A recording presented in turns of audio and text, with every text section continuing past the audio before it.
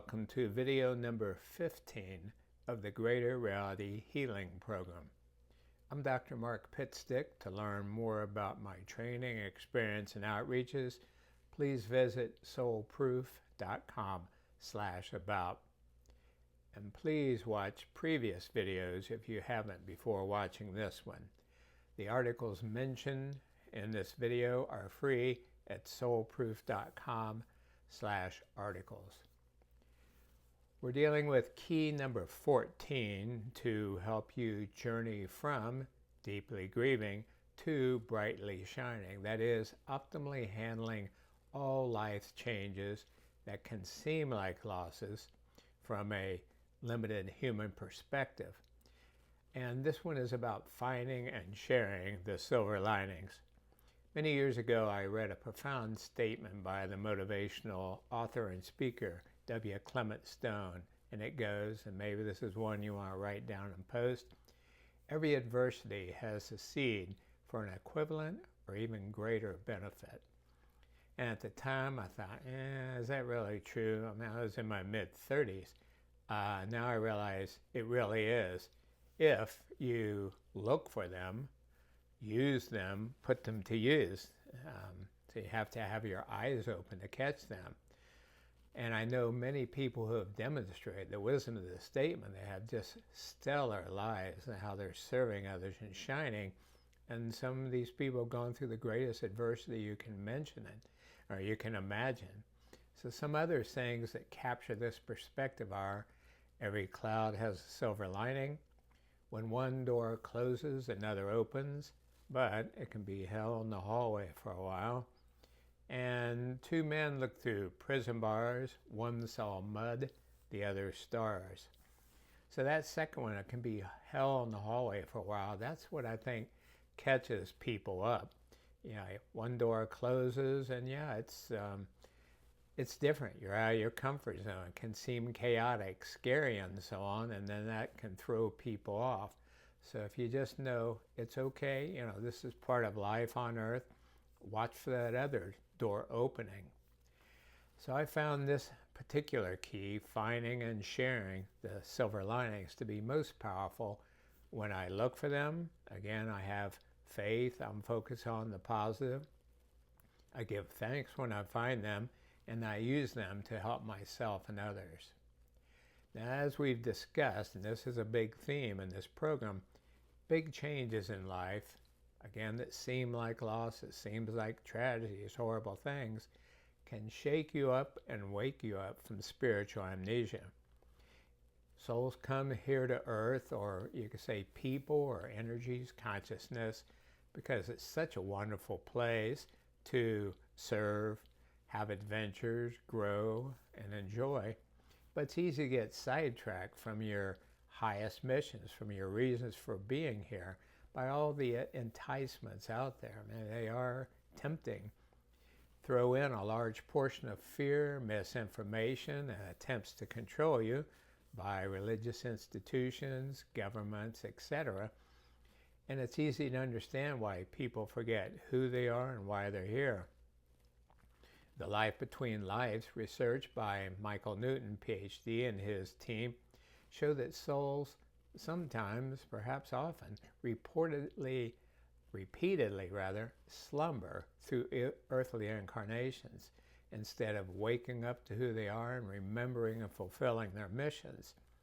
Because of this, post-material persons, again, our name for people who have passed on, and you know that's what you are before you come to earth, may design wake-up calls that motivate them to remember to ask life's biggest questions, find meaningful answers, and then take focused action steps. Now, those wake-ups, shake-ups can look like losses, can look like clouds, horrible things. But really, they're silver linings, they're blessings. As such, what seems to be bad, again, from a limited human perspective, like you're looking through a tiny pinhole, can actually be good if it helps you remember who you are, why you're here, who walks beside you always. Thus, the wisdom of the sayings, suffering is grace and suffering is a blessing. When I first heard those, I think around when I was in theology school, mid-70s, that sounded bizarre to me. I was going through a lot of suffering, and I was working many days a week with being around people who are suffering and dying. So to hear suffering as grace, I'm like, what? Who made that up? But it turns out it's really true, again, with the big picture of life perspective. Now, different cultures believe that, so this is another part of that silver lining, catching them and using them. Different cultures believe that loved ones who pass on into the next phase of life can convey special gifts. I've been aware of this for decades, and most recently heard a beautiful example of it in the wonderful documentary called Music by John Williams, which featured the life of the legendary pianist, composer, and conductor of so many movie scores: Fiddler on the Roof, Jaws, Star Wars, E.T., Indiana Jones, etc.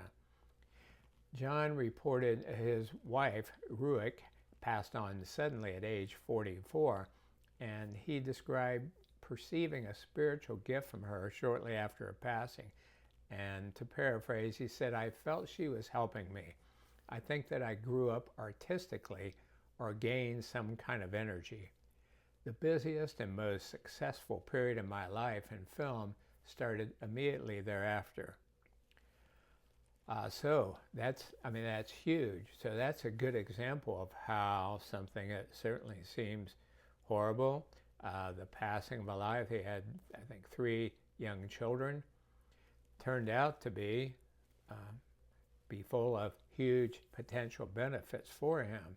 And so just, factor that in when you're struggling with grief, struggling with changes. Just imagine the transformative power generated when many grieving people focus on a common goal. So this is another part of this silver lining. Find and share the silver lining. Here's an example that gives me much hope for humanity and our world. And this is part of what helped me form the Greater Reality Helping program that's described in article number 119 at soulproof.com. In late 2023, I had 2 vivid dreams that motivated me to create a program for helping all people in our world. One of them involved, I was going to attend the conference by Wayne Dyer, but he passed on a number of years ago. Dr. Dyer was a guest of mine on my radio show Soullutions, and you can listen to that interview at soulproof.com/radio shows. Free interviews with him and other luminaries: Brian Weiss, Michael Newton, Nita Morjani, Carolyn Mace, etc. So in this dream, I was going to go to the conference, and Wayne called me and said, "Mark, I'm sick. I can't make it. Can you teach the conference, a weekend conference?" I'm like, "Sure, no problem," because I live this stuff so much. I eat, drink, and sleep it. So I did the program and taught the program. It was very well received. And the next day I received a call from David Letterman's producer wanting me to be on the Letterman show again, which had ended years before, but it's a dream, right? And all of that led then to this program people being aware of it and having a huge effect on my life. And it was a very vivid dream. I woke up, I wrote it down, and then I had another dream with a similar impact. So then in 2024, August, I attended, I presented 4 times at the Helping Parents Heal conference, over 1,100 bereaved parents. And the first day I was sharing with about 500 of them that about my vision recently, my thought, my realization that their children, who are really evolved souls most likely, can help fulfill this vision. That is, to help yourself, others, and our world. I discussed my view that meta blessings can occur from Many children who have changed worlds and now are assisting from higher realms. Their family members and friends who search for meaning and take inspired actions. Understandably, many of their loved ones are so deeply affected, and that can result in them taking loving activism steps, and many of them do. And then the third factor is when a child passes on, other people are energized. For example, that's what got me into all this in 1973 when I was at a ER code 4 with a little boy who had been hit by a truck. So I was energized, and I presume other members of the healthcare team were as well. So you look at the net effect of all this, the collective effect, and I said, really, that could be the tipping point. That could be the final positive straw for us having a breakthrough and achieving peace on earth. Well, as I shared this message, I just glanced up and clearly saw legions of children, babies, young children, teens, and adult children, and all these smiling faces. This is a 30-foot high ceiling, and they were around the ceiling, but then way up, all the way up into the clouds. And they were seated in kind of tiered seating. And when I shared that with my fiance, Andy, she said that Mavis Patella, her teacher, said that that's how souls will attend a big conference. They're like tiered seatings, as in a stadium. So they were smiling, they were happy, and they were very happy. They were happy that we were finally getting it. Now, all of that happened in a split second because I'm presenting to 500 people, So I just, whoa, okay, that's amazing. And I just came back down and started sharing. Continuing my presentation, I didn't share with them what I had just seen. So 2 days later, I met with Dr. Schwartz and 6 of the evidential mediums who help with the Soul Phone project. And you can see who those are at the homepage of soulphone.org. And several of these mediums said that they had been hearing recently from luminary PMPs, people like David Bohm and Albert Einstein, Nikola Tesla, and others, about interdimensional efforts going on to help many people in our world. And so I thought, that's interesting. At first I had the dreams, then I had this vision. I mean, I saw it. I saw it as clearly as I see, anything else on Earth, just for a split second. And now I'm hearing 2 days later that there are interdimensional efforts, and we're hearing this from multiple mediums independently. 2 weeks later, I shared all of this. I was, starting to put it together now at a Helping Parents Heal webinar. And as I shared all this, Elizabeth Boyson, who's the co-founder and president of HPH, excitedly broke in and interrupted me. At first I was like, why is she interrupting me? But here's what she said. The phrase that kept resonating within me after my son Morgan transition was, our connection with the children on the other side will ultimately save the world. Wow, that's pretty heavy. And she later wrote to me, I had heard this phrase frequently from him, but didn't understand what it meant. Now with time and reflection, I understand. Now, Elizabeth and I have been working together at that point for over 10 years, and she had never talked about this before, but now she was. By the way, her story is amazing. Her, I think, 23-year-old son, Morgan, was taking a trip with part of his college group to the Himalayas, and they were hiking up high, and he got altitude sickness and threw a blood clot and was down and obviously dying. And the other hikers with him called his mom, Elizabeth, and said, we're so sorry to tell you, but Morgan got ill. We think he's dying. And she said, put the phone up to his ear, please. And she just said, the highest level, you know, we love you. We'll see you again. Follow the light. Don't be afraid. I'll see you soon. All that. And that moment, she felt a physical bear hug from him. He was a big guy, like 6'6", 260 or something. And she felt a physical hug. And just then one of his friends said, we're sorry to tell you he just passed. And she said, I know.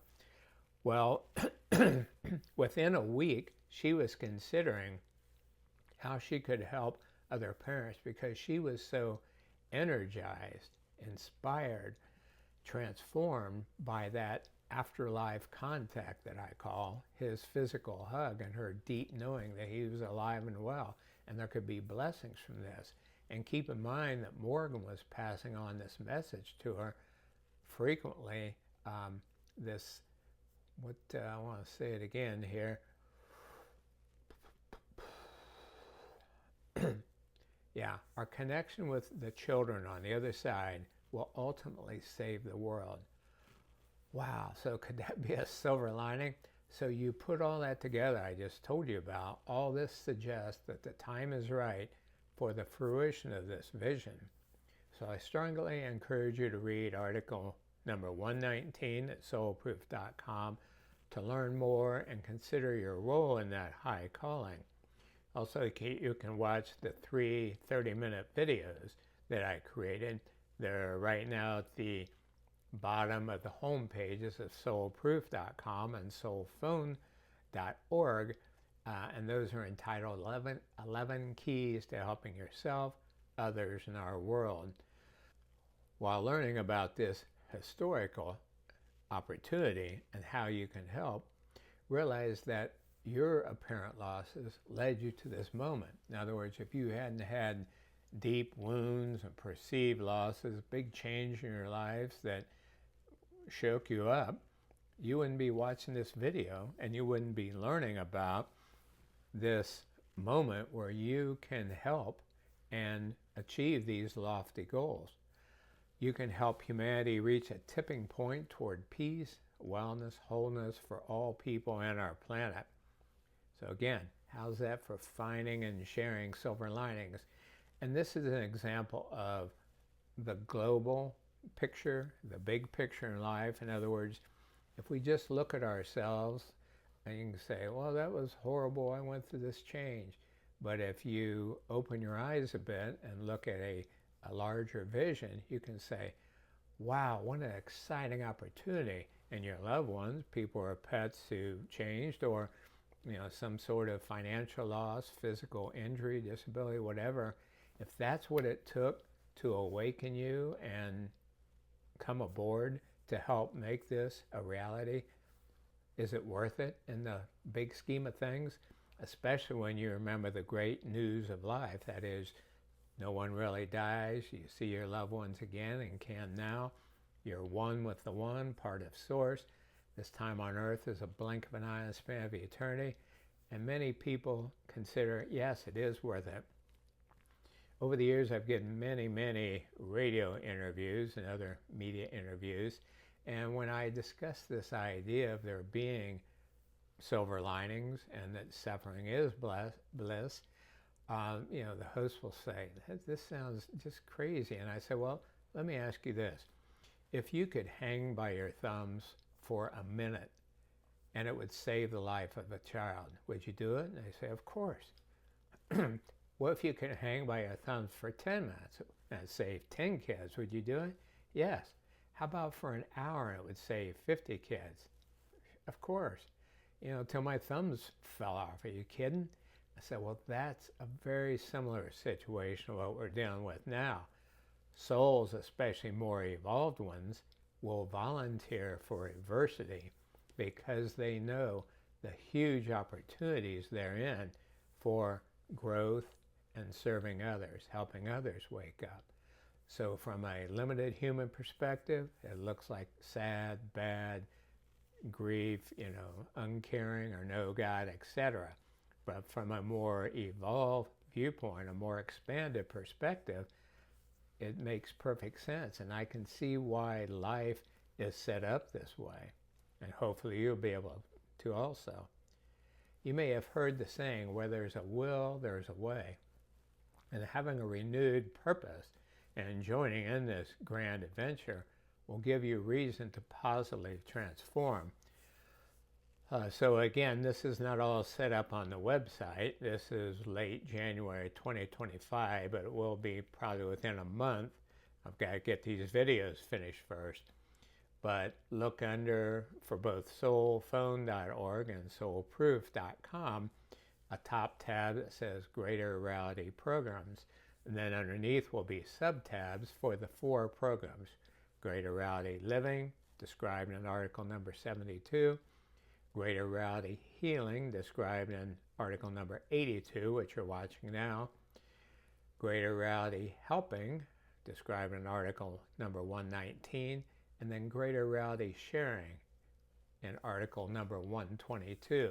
So you'll be able to, the videos will be parked there, and you'll be able to watch the videos for all those and consider, how would you like to help?